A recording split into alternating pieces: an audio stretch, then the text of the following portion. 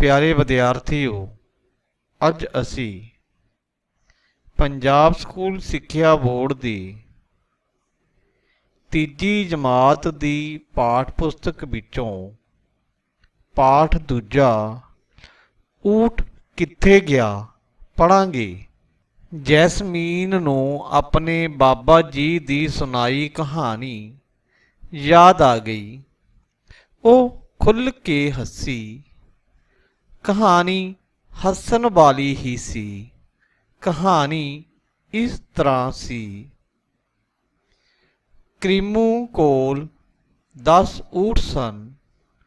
उस दे पिंड तो दूर शहर विच ऊठां दी मंडी लगदी सी। क्रीमू कोल किन्ने ऊठ सी बच्चों? क्रीमू कोल 10 ऊठ सन। क्रीमू ने अपने ऊठ उस मंडी विच लैके जाने सन।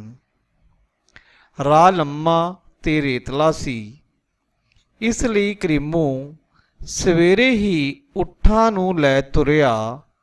उसने ऊठां नूं कतार विच तोरिया। एक ऊठ दी नकेल उस तो अगले ऊठ दी मुहार नाल बन दिती। इस तरह सारे ऊठ एक दे पिछे एक तुरन लगे। सूरज उच्चा होया, रेतला राह भखन लग्या। ऊठां नूं रेतले राह उत्ते तुरना औखा नहीं सी लगदा।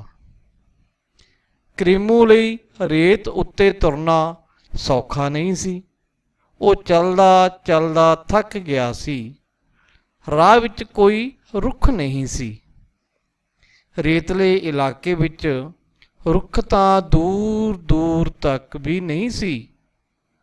क्रीमू ने सोचिया कि अखीरले ऊठ उत्ते बैठिया जावे।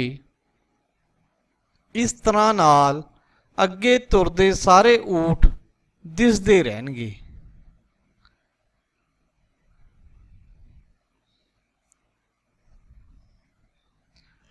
क्रीमू ऊठ उत्ते बैठ गया। आराम नाल बैठा वो कोई गीत गुनगुनान लग्या। ऊठां दे गलां विच बन्नियां टलियां टुनक रहियां सन।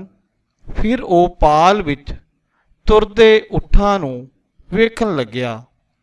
उच्चे उच्चे ऊठ ते नाल उन्हां दे लम्मे लम्मे परछावें दिखाई दे रहे सन।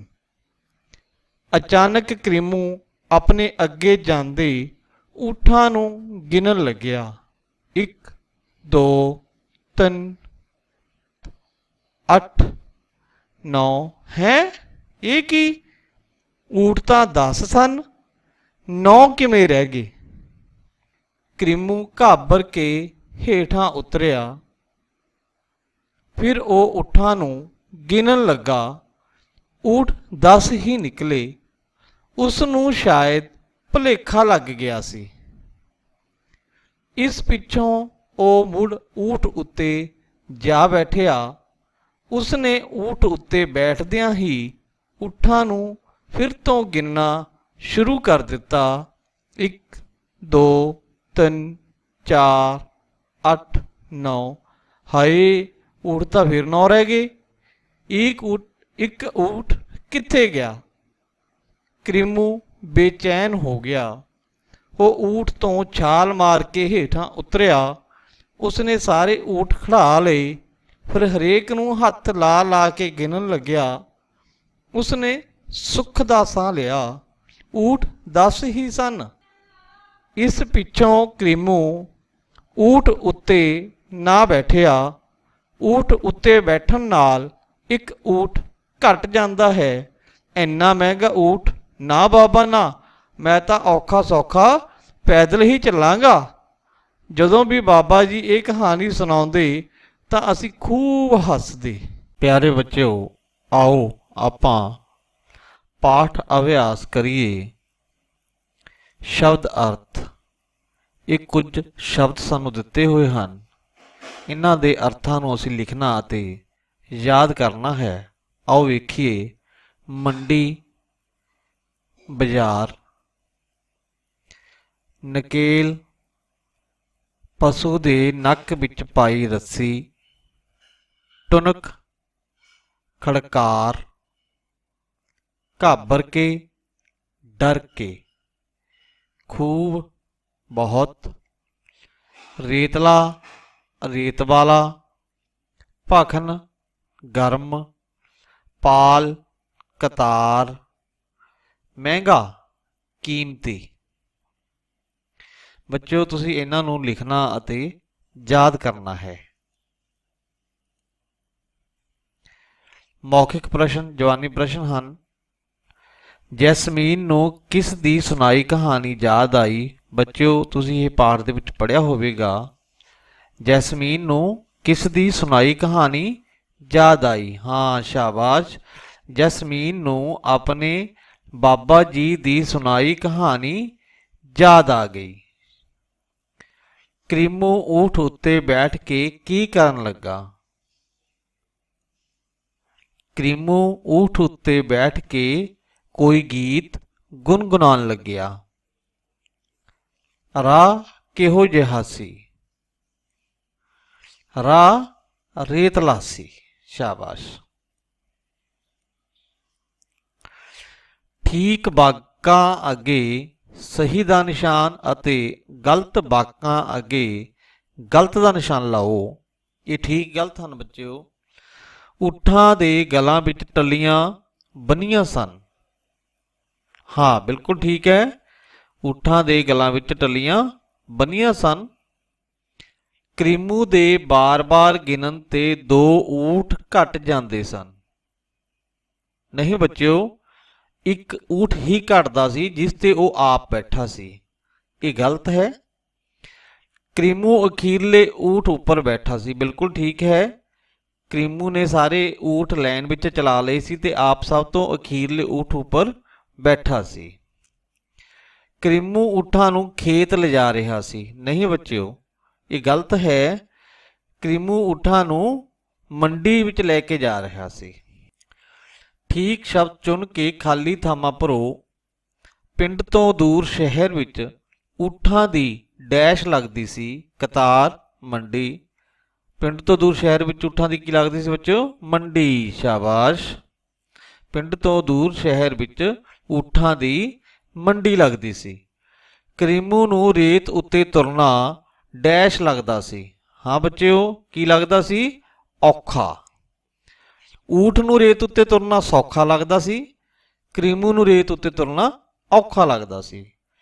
ਕਰੀਮੂ ਕੋਈ ਡੈਸ਼ ਗੁਣਗੁਣਾਉਣ ਲੱਗਿਆ, ਗੀਤ ਜਾਂ ਸ਼ਬਦ। ਹਾਂ ਸ਼ਾਬਾਸ਼, ਉਹ ਊਠ ਉੱਪਰ ਬੈਠ ਕੇ ਕੋਈ ਗੀਤ ਗੁਣਗੁਣਾਉਣ ਲੱਗਿਆ ਸੀ। ਊਠਾਂ ਦੇ ਗਲਾਂ ਵਿੱਚ ਬੰਨੀਆਂ ਟੱਲੀਆਂ ਡੈਸ਼ ਰਹੀਆਂ ਸਨ। ਸ਼ਾਬਾਸ਼, ਊਠਾਂ ਦੇ ਗਲਾਂ ਵਿੱਚ ਬੰਨੀਆਂ ਟੱਲੀਆਂ ਟੁਨਕ ਰਹੀਆਂ ਸਨ। ਉੱਚੇ ਊਠਾਂ ਦੇ ਪਰਛਾਵੇਂ ਡੈਸ਼ ਸਨ, ਛੋਟੇ ਲੰਮੇ। ਹਾਂ ਸ਼ਾਬਾਸ਼, ਕੀ ਸੀ? ਉੱਚੇ ਊਠਾਂ ਦੇ ਪਰਛਾਵੇਂ ਲੰਮੇ ਸਨ। ਹੇਠ ਲਿਖੇ ਪ੍ਰਸ਼ਨਾਂ ਦੇ ਉੱਤਰ ਲਿਖੋ।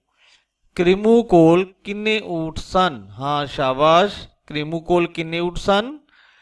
ਕਰੀਮੂ ਕੋਲ 10 ਊਠ ਸਨ। ਸ਼ਾਬਾਸ਼। ਕਰੀਮੂ ਕਿਹੜੇ ਊਠ ਉੱਤੇ ਬੈਠਿਆ? ਸ਼ਾਬਾਸ਼, ਕਰੀਮੂ ਅਖੀਰਲੇ ਊਠ ਉੱਤੇ ਬੈਠਿਆ। ਕਰੀਮੂ ਕਿਹੜਾ ਊਠ ਗਿਣਨਾ ਭੁੱਲ ਜਾਂਦਾ ਸੀ?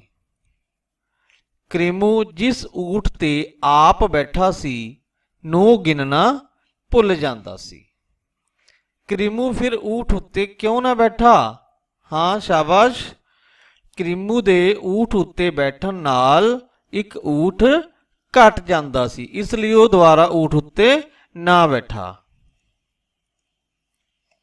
ਇਸ ਪਾਠ ਵਿੱਚ ਦੁਹਰਾਅ ਵਾਲੇ ਸਮਾਸੀ ਸ਼ਬਦ ਹੋਰ ਸ਼ਬਦ ਲਿਖੋ ਜਿਵੇਂ ਕਿ ਉਦਾਹਰਣ ਵਿੱਚ ਦੱਸਿਆ ਗਿਆ ਹੈ। ਉਦਾਹਰਣ ਸਾਨੂੰ ਦਿੱਤੀ ਹੈ ਬੱਚਿਓ, ਚੱਲਦਾ ਚੱਲਦਾ। ਇਸ ਤਰ੍ਹਾਂ ਦੇ ਅਸੀਂ ਹੋਰ ਸਮਾਸੀ ਸ਼ਬਦਾਂ ਨੂੰ ਸਾਡੇ ਪਾਠ ਵਿੱਚੋਂ ਲੱਭਣਾ ਹੈ ਅਤੇ ਲਿਖਣਾ ਹੈ। ਦੂਰ ਦੂਰ।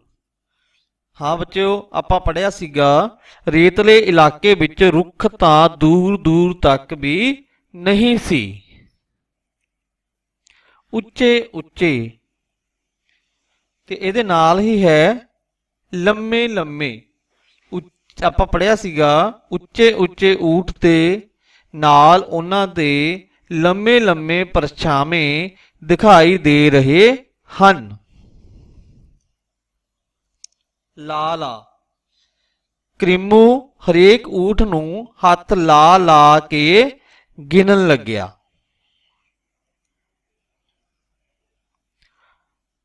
ਔਖਾ ਸੌਖਾ। ਕ੍ਰਿਮੂ ਨੇ ਕਿਹਾ ਸੀ ਮੈਂ ਤਾਂ ਔਖਾ ਸੌਖਾ ਪੈਦਲ ਹੀ ਚੱਲਾਂਗਾ। ਬਾਰ ਬਾਰ। ਕ੍ਰਿਮੂ ਦੇ ਬਾਰ-ਬਾਰ ਗਿਣਨ ਤੇ ਇੱਕ ਊਠ ਘਟ ਜਾਂਦਾ ਸੀ। ਸਮਝੋ ਤੇ ਕਰੋ। ਸਾਨੂੰ ਇੱਕ ਉਦਾਹਰਨ ਦਿੱਤੀ ਹੈ ਚੈਨ ਬੇਚੈਨ। ਹਾਂ ਬੱਚਿਓ, ਇਹ ਵਿਰੋਧੀ ਸ਼ਬਦ ਹਨ। ਫਿਰ ਇਸ ਤੋਂ ਬਾਅਦ ਆਪਾਂ ਦੇਖਣਾ ਹੈ ਫਿਕਰ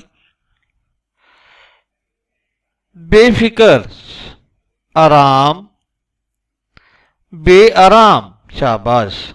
ਸਮਝੋ ਤੇ ਲਿਖੋ। ਇੱਕ ਉਦਾਹਰਨ ਸਾਨੂੰ ਦਿੱਤੀ ਹੈ ਟੱਲੀ ਟੱਲੀਆਂ। ਇਹ ਇੱਕ ਵਚਨ ਬਹੁ ਵਚਨ ਹਨ। ਅਸੀਂ ਇਹਨਾਂ ਦੇ ਵਚਨ ਬਦਲਨੇ ਹਨ। ਟੱਲੀ ਤੋਂ ਭਾਵ ਇੱਕ ਟੱਲੀ ਤੋਂ ਹੈ ਅਤੇ ਟੱਲੀਆਂ ਜਿਨ੍ਹਾਂ ਦੀ ਗਿਣਤੀ ਇੱਕ ਤੋਂ ਜ਼ਿਆਦਾ ਹੁੰਦੀ ਹੈ। ਇਸੇ ਤਰ੍ਹਾਂ ਕਹਾਣੀ। ਹਾਂ ਸ਼ਾਬਾਸ਼। ਕਹਾਣੀਆਂ। ਮੰਡੀ ਮੰਡੀਆਂ। ਕਾਪੀ ਕਾਪੀਆਂ। ਸ਼ਾਬਾਸ਼। ਰਚਨਾਤਮਕ ਕਾਰਜ ਹੈ ਬੱਚਿਓ ਊਠ ਦੇ ਚਿੱਤਰ ਵਿੱਚ ਰੰਗ ਭਰੋ। ਤੁਸੀਂ ਇਸ ਊਠ ਦੇ ਚਿੱਤਰ ਵਿੱਚ ਰੰਗ ਭਰਨਾ ਹੈ। ਸ਼ਾਬਾਸ਼।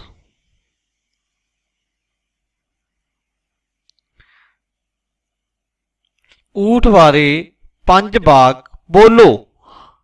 ਆਓ ਦੇਖੀਏ। ਊਠ ਇੱਕ ਪਾਲਤੂ ਜਾਨਵਰ ਹੈ।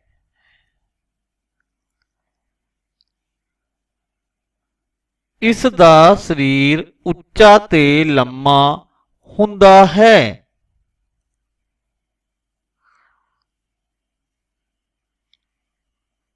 ਇਸ ਨੂੰ ਰੇਤਲੇ ਰਾਹ ਉੱਤੇ ਤੁਰਨਾ ਔਖਾ ਨਹੀਂ ਲੱਗਦਾ।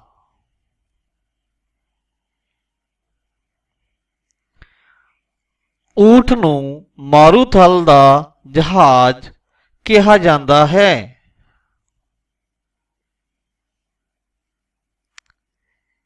ਇਹ ਭਾਰ ਢੋਣ ਦੇ ਕੰਮ ਆਉਂਦਾ ਹੈ।